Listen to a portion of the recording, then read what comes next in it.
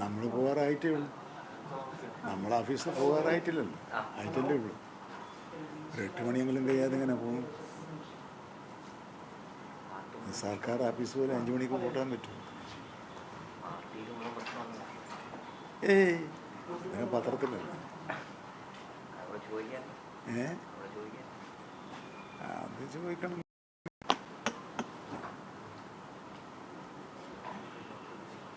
ഇതാരുടെ ഒരു ഫോണ്? നിങ്ങളതാ ആണോ? ആര്?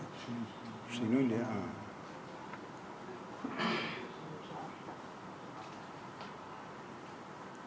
അപ്പം എന്താണ് നമ്മൾ പറ? ഞാനങ്ങ് പറഞ്ഞ പോരെ? എന്നാലും ഒന്ന് ചോദിച്ചോ, എന്നാലും ഒരു സ്റ്റാർട്ടിങ് ട്രബിൾ തീരുള്ളൂ.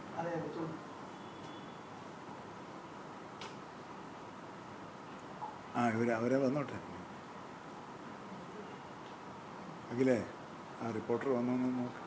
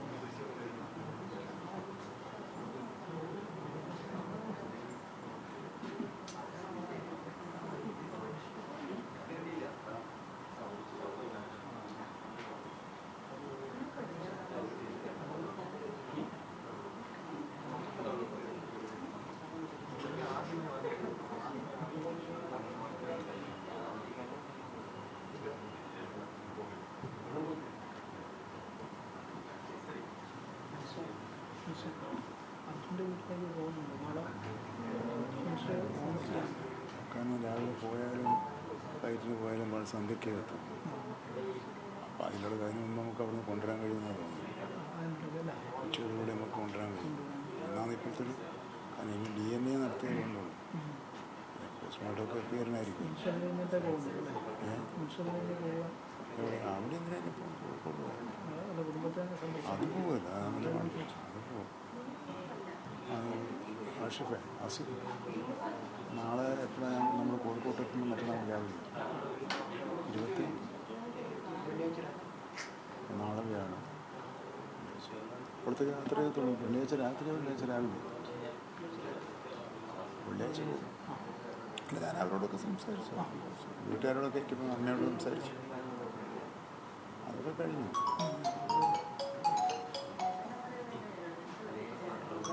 എന്നാ ചോദിച്ചോ.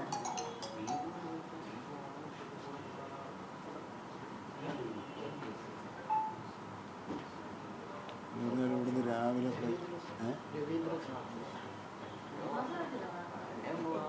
രവീന്ദ്ര പറയും.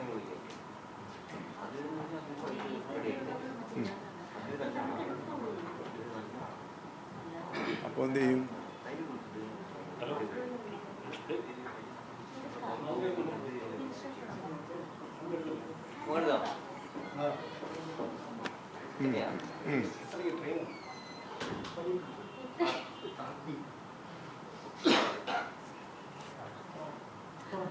അല്ല, അങ്ങോട്ട് പോണോ?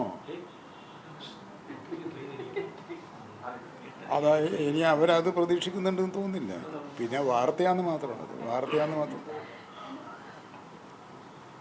അല്ല, അതിപ്പം ഞാൻ രവീന്ദ്ര അവനെ അളിയനോട് സംസാരിച്ചു, ജില്ലാ കളക്ടറോട് സംസാരിച്ചു, SP സംസാരിച്ചു.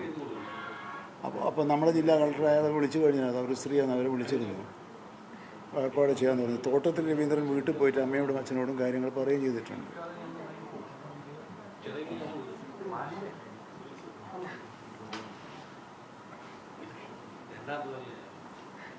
അല്ല, ഒഫീഷ്യലായിട്ട് അങ്ങനെ പറയാൻ പറ്റുള്ളൂ.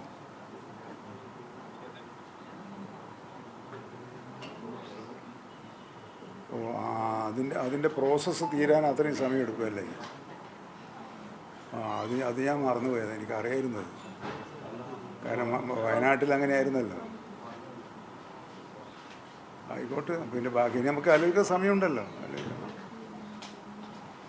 ശരി.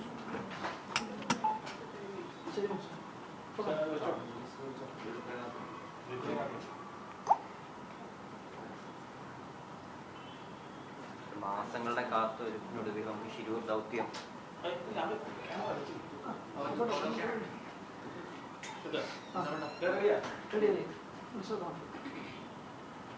അർജുൻ്റെ ലോറി അടക്കം കണ്ടെത്താൻ കഴിഞ്ഞിട്ടുണ്ട്. അർജുൻ്റെ ഭൗതികദേഹവും കണ്ടെത്താൻ കഴിഞ്ഞിട്ടുണ്ട്. നിങ്ങളിവിടെ പറഞ്ഞതുപോലെ 71 ദിവസത്തെ നീണ്ട കാത്തിരിപ്പിനൊടുവിൽ ഇന്നത്തോടുകൂടി ഒരു തീരുമാനത്തിൽ നമുക്ക് എത്താൻ കഴിഞ്ഞിട്ടുണ്ട്. ഡ്രഡ്ജർ ഉപയോഗിച്ചുള്ള തെരച്ചിലിൻ്റെ ഒടുവിൽ അർജുൻ ഓടിച്ചിരുന്ന ട്രക്കും ആ ട്രക്കിനുള്ളിൽ നിന്ന് ഒരു മൃതദേഹവും കണ്ടെത്തിയിട്ടുണ്ട്.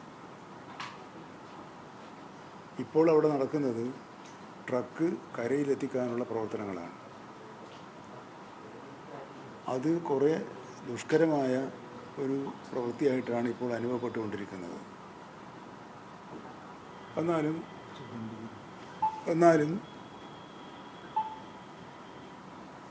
ആ കാര്യത്തിൽ വളരെ താല്പര്യത്തോടു കൂടിയ പ്രവർത്തനമാണ് അവിടെ നടത്തിക്കൊണ്ടിരിക്കുന്നത്. മൃതദേഹം കണ്ടെത്തിക്കഴിഞ്ഞാൽ, കരക്കെത്തിച്ചു കഴിഞ്ഞാൽ, ഇത്രയും പഴക്കമുള്ള ഒരു മൃതദേഹമായതുകൊണ്ട് തന്നെ അത് അർജുൻ തന്നെയാണ് എന്ന് ഉറപ്പുവരുത്തേണ്ടതുണ്ട്. ബന്ധുക്കൾ അത് അർജുൻ്റേതാണെന്ന് തിരിച്ചറിയണമെങ്കിലും കരക്കെത്തണം. അങ്ങനെ കരക്കെത്തിയാൽ DNA ടെസ്റ്റ് നടത്താനാണ് തീരുമാനിച്ചിട്ടുള്ളത്. DNA ടെസ്റ്റ് പൂർത്തിയാക്കാൻ 48 മണിക്കൂർ വേണം.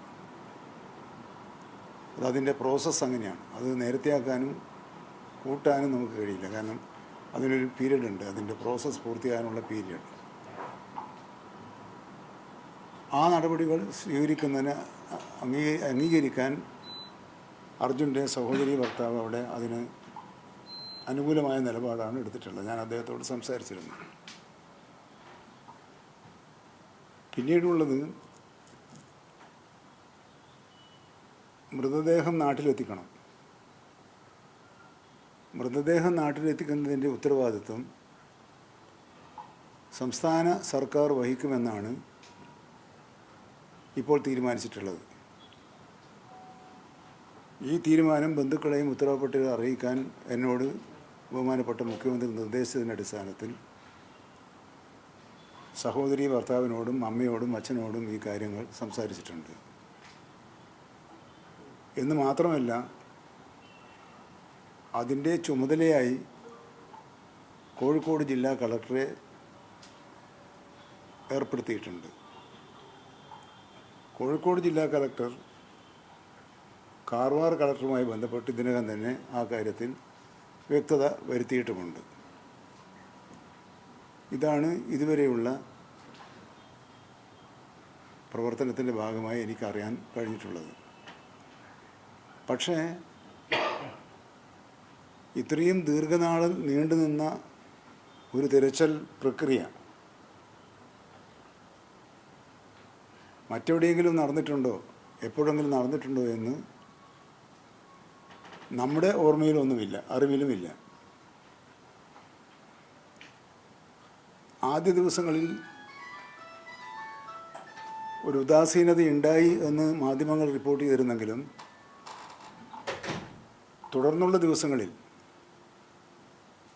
ബഹുമാനപ്പെട്ട കേരള മുഖ്യമന്ത്രി ശ്രീ പിണറായി വിജയൻ,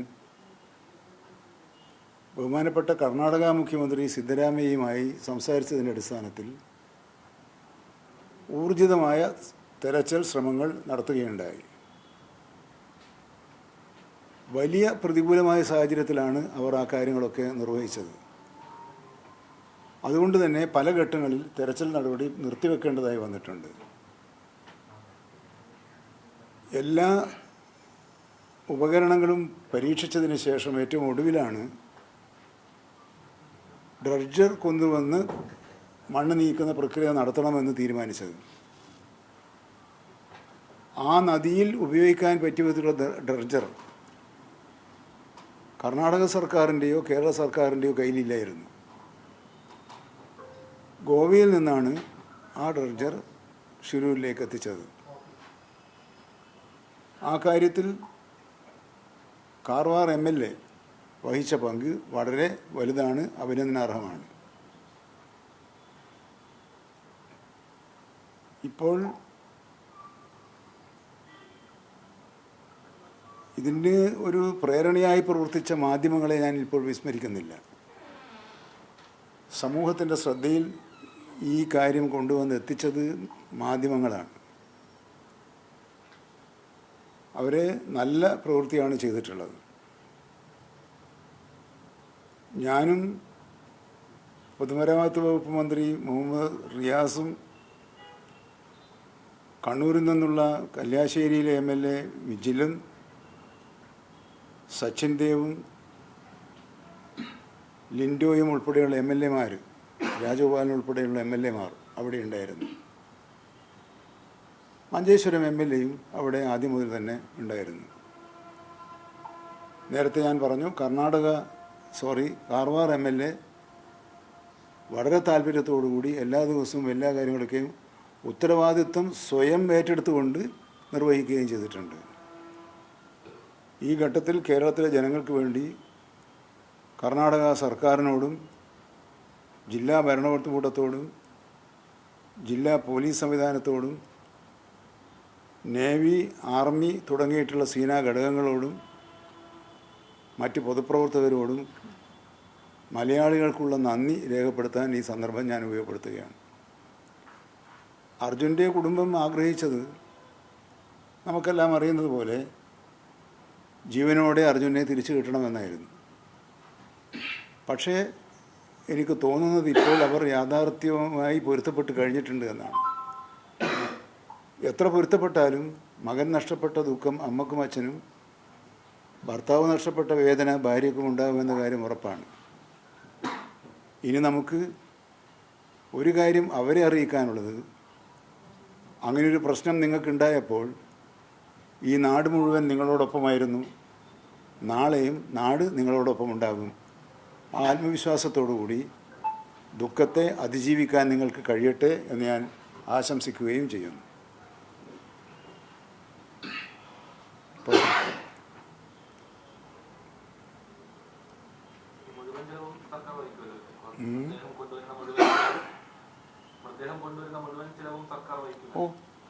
അല്ല, അതിന് കോഴിക്കോട് ജില്ലാ കളക്ടറെ ചുമതലപ്പെടുത്തിയിട്ടുണ്ട്. കോഴിക്കോട് ജില്ലാ കളക്ടറും ഞാനും കാർവാർ ജില്ലാ കളക്ടറുമായിട്ട് സംസാരിച്ചിട്ടുണ്ട്, SP ആയിട്ട് സംസാരിച്ചിട്ടുണ്ട്. അവിടുത്തെ MLA-യുമായും അവിടെ ഇപ്പോൾ എത്തിച്ചേർന്നിട്ടുള്ള മഞ്ചേശ്വരം MLA-യുമായും സംസാരിച്ചിട്ടുണ്ട്. കോഴിക്കോട് നോർത്ത് മണ്ഡലത്തിലെ MLA തോട്ടത്തിൽ രവീന്ദ്രൻ്റെ പരിധിയിലാണ് ഈ വീട് വരുന്നത്.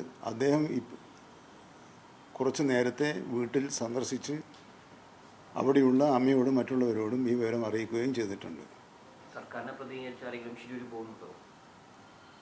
അല്ല, ഇനി അവിടെ പ്രത്യേകിച്ച് സർക്കാരിൻ്റെ പ്രതിനിധി പോയിട്ട് ചെയ്യാനൊന്നുമില്ല. കാരണം നമുക്കവിടെ വേറെ ഇനി അവിടെ ജില്ലാ കളക്ടർ ഇടപെട്ടൊരു സൗകര്യം ഏർപ്പെടുത്തി ഇവിടെ വന്നാൽ നമ്മൾ പേയ്മെൻറ്റ് നടത്തും.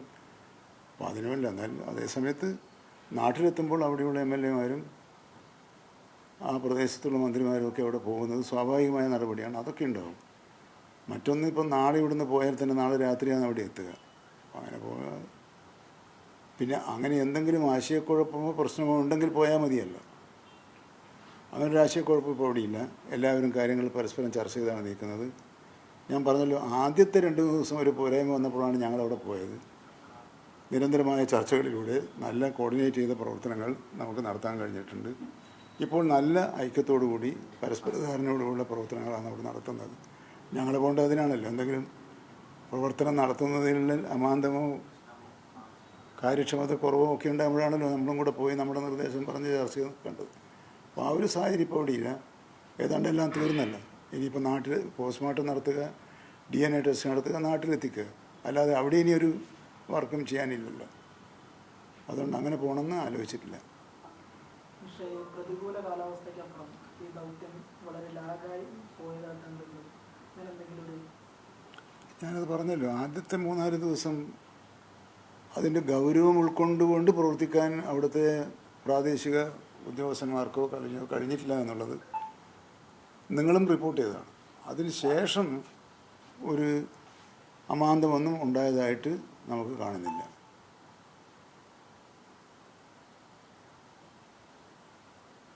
മറ്റ് രാഷ്ട്രീയ വിഷയങ്ങൾ ചോദിക്കാം.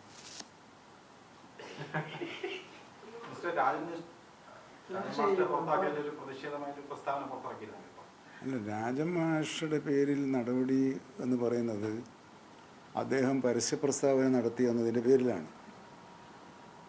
പക്ഷെ ഞാൻ അദ്ദേഹവുമായി സംസാരിച്ചപ്പോൾ ഇങ്ങനെ നിങ്ങളെല്ലാം കഴിഞ്ഞ കുറേ ദിവസമായി ചർച്ച ചെയ്തുകൊണ്ടിരിക്കുന്ന ഒരു പ്രശ്നം പാർട്ടിയുടെ നേതൃയോഗത്തിൽ പോലും ഉന്നയിക്കുകയോ ചർച്ചയ്ക്ക് വിധേയമാവുകയോ അഭിപ്രായം പറയാനോ ഉള്ള അവസരമുണ്ടായിട്ടില്ല. അതിനുള്ള അമർഷം ഇങ്ങനെ പുറത്തു വന്നതാണ്. ജനാധിപത്യ പാർട്ടികളിൽ അത് വലിയൊരു കുറ്റമായി ആരും കാണാറില്ല. അത്ര വലിയ കുറ്റമാണ് ചെയ്തത് എന്ന് അദ്ദേഹം ധരിക്കുന്നില്ല. ഈ സാഹചര്യത്തിൽ ചില അഭിപ്രായ പ്രകടനങ്ങൾ നടത്തിയിട്ടുണ്ട് എന്നാണ് അദ്ദേഹം എന്നെ അറിയിച്ചത്. അല്ലാതെ അതൊരു ഏകപക്ഷീയമായ ഏതെങ്കിലും വിരോധത്തിൻ്റെ പേരിലോ വിഷയത്തിൻ്റെ പേരിലോ സാഹചര്യം ഉണ്ടാക്കുന്നതിന് മുൻകൈ എടുക്കേണ്ടത് സംസ്ഥാന പ്രസിഡൻ്റായിരുന്നു. അങ്ങനെ ഉണ്ടാകാത്ത സാഹചര്യത്തിൽ അതൊരു ഗൗരവതരമായ കുറ്റമായി കാണേണ്ടതില്ല എന്നതിൻ്റെ അഭിപ്രായം ഞാൻ അദ്ദേഹത്തെ അറിയിച്ചിട്ടുണ്ട്. മിനിസ്റ്ററെ മാറ്റരുത് എന്നാവശ്യപ്പെട്ടുകൊണ്ടാണ് പി കെ രാജൻ മാസ്റ്റർ സംസാരിച്ചത്. ആണോ? എന്നിട്ട് പോലും അത് വേണ്ട രീതിയിലുള്ള ചർച്ചകളൊന്നും ഉണ്ടാവാതെ പെട്ടെന്ന് എടുത്തൊരു നടപടിയായിരുന്നു അദ്ദേഹത്തെ സസ്പെൻഡ് ചെയ്യുന്നത്. അങ്ങനെയാണ് അദ്ദേഹത്തിനോട് പറഞ്ഞത്. എന്നോട് ചർച്ച ചെയ്യാറുണ്ട്. അല്ല, ഞാൻ പിന്നെ മാറണ്ടെന്നുള്ള കാര്യം എന്നോട് ചർച്ച ചെയ്യാറുണ്ട്. അവരോടൊന്നും ചർച്ച ചെയ്തിട്ടുണ്ടാവില്ല. നമ്മുടെ പാർട്ടിയിൽ ഒന്നുകിൽ എക്സിക്യൂട്ടീവ്, അതുമല്ലെങ്കിൽ ഏറ്റവും ചുരുങ്ങുന്ന നേതൃയോഗമെങ്കിലും കൂടി ഇങ്ങനെ ഒരു പ്രശ്നമുണ്ട് എന്ന് പ്രസിഡന്റ് അവതരിപ്പിക്കുക, അവരുടെ അഭിപ്രായം രേഖപ്പെടുത്താനോ ഒരു ഘടകത്തിനും സാധിക്കാത്തൊരു സാഹചര്യത്തിൽ അത് ശരിയല്ല എന്ന് തോന്നിയതുകൊണ്ടാണ് പരസ്യമായി പറയേണ്ടി വന്നത്. അതിനകത്ത് കുറേ ശരിയുണ്ടല്ലോ. എന്നാൽ അങ്ങനെയൊരു അതൊരു വലിയൊരു ക്രിമിനൽ കുറ്റമാണെന്ന ഒരു ധാരണയിൽ അത് ചെയ്യേണ്ടിയിരുന്നില്ല എന്ന് തന്നെയാണ്. കാരണം അദ്ദേഹവും ഞാനും ശ്രമിക്കേണ്ടത് പാർട്ടിയിൽ ഐക്യമുണ്ടാക്കാനാണ്, സൗഹൃദമുണ്ടാക്കാനാണ്, അകൽച്ച ഉണ്ടാക്കാനല്ല. അപ്പം അകൽച്ച ഉണ്ടാക്കാൻ നടത്തുന്ന ശ്രമങ്ങൾ ഉൾക്കൊള്ളാൻ മാത്രം കരുത്തുള്ളൊരു പാർട്ടിയല്ല നമ്മൾ എന്നതുകൊണ്ടാണ് ഞാനത് അഭിപ്രായം സംസ്ഥാന പ്രസിഡന്റിനെ അറിയിക്കാൻ ഇടയായത്.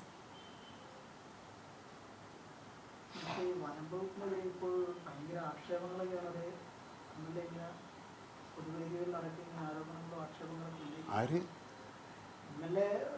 പല വേദികളിലും ആരോപണങ്ങളോ ആക്ഷേപങ്ങളോ എന്നെയോ?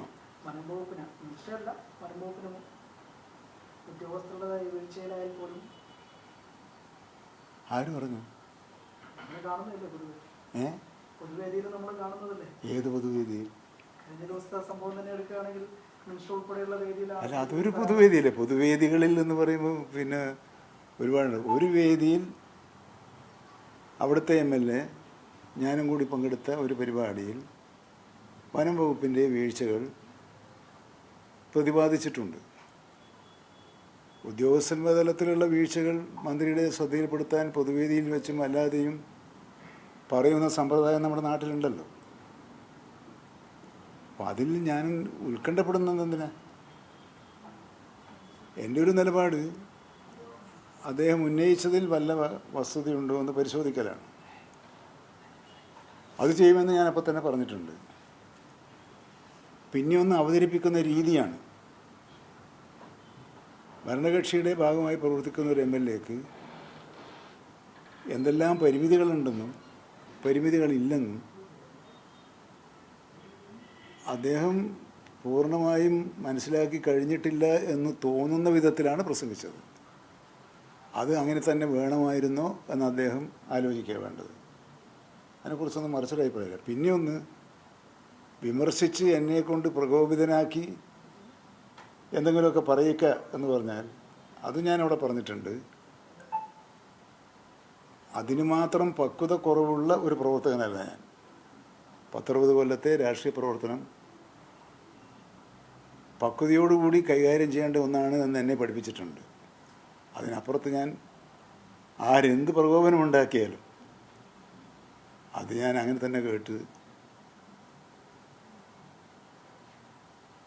ഉചിതമായ വിധത്തിൽ അത് പരിഹരിക്കാൻ ശ്രമിക്കുക എന്നതാണ് എൻ്റെ നിലപാട്.